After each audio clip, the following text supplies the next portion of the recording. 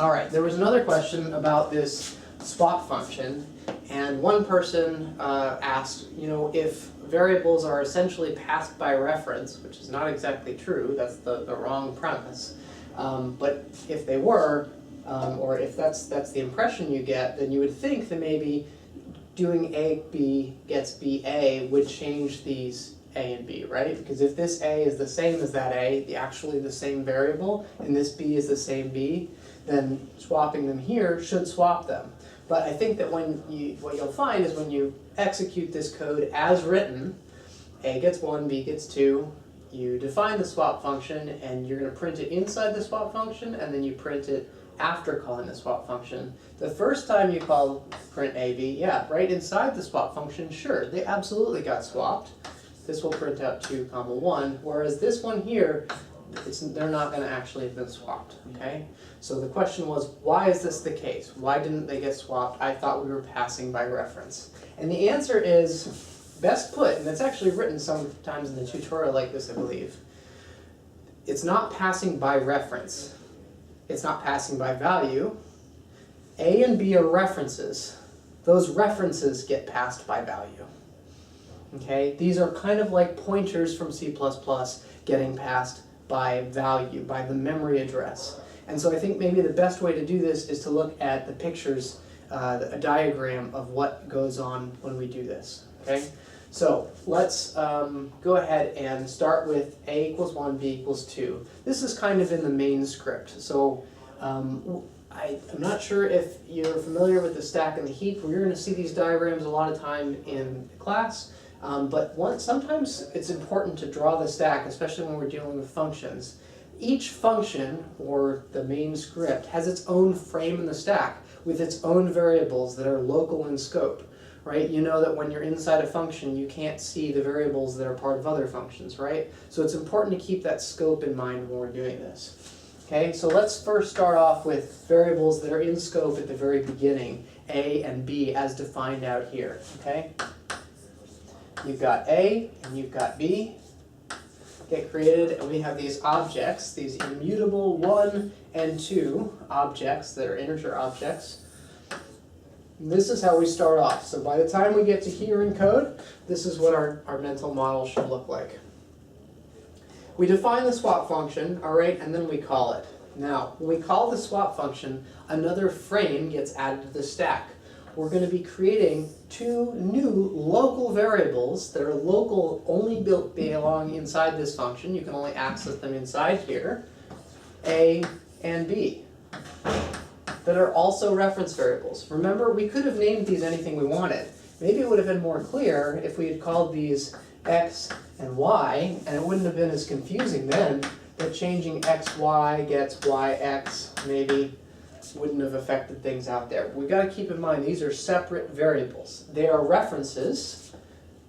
It's not passing by reference. They are reference variables that point to the existing objects. So let's keep them the same names, just because we want the maybe more tricky case.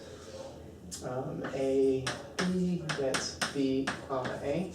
All right, and so A and B get passed in, and so when it gets passed in, we say, all right, A is pointing to 1, so this A inside here should also be pointing to 1.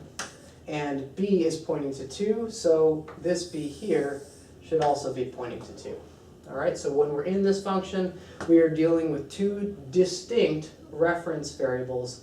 They happen to be pointing to the same integer objects. All right, now inside the swap, we say A, B gets B, A. This means that these local variables switch. They are now pointing to the other thing. Okay. So we've swapped them. A is now 2, B is now 1. When we print out, we do get 2, 1, because 2, 1, A, B.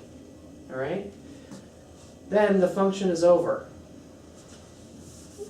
Those local reference variables disappear. Oh, we still have a distinction between the stack and, oops, these do not disappear. Sorry, those should not have disappeared. because these still have references to them, right? So those objects don't disappear, they're not eligible for garbage collection. So we've called the swap function, that frame disappeared, those local variables are gone. All we care about now is printing A, B, we've got 1 and 2. So that's why it didn't change, because when we pass variables, the variables we're passing are references, and those references get passed by value. Inside a function, this A is not always connected to this A variable. These are different variables. This one is a local variable to the swap function. It happens to start out referring to the same integer object, and B happens to start out referring to the same integer object as this B does, but these are separate variables from these, is the way to think about it. Now, if we want to actually make the swap function work as desired, we have to modify it a little bit, and we'll just go through that for completeness, how that would work. We are going to want to return B comma A, and so we'll call swap A comma B. We need to make sure we hold on to that. So A comma B gets swap A comma B, and then we want to print A comma B. All right, so when we execute this, start off, stack over here. Here's our picture. We've got our variables in this frame corresponding with the main script, A, B, 1 and 2.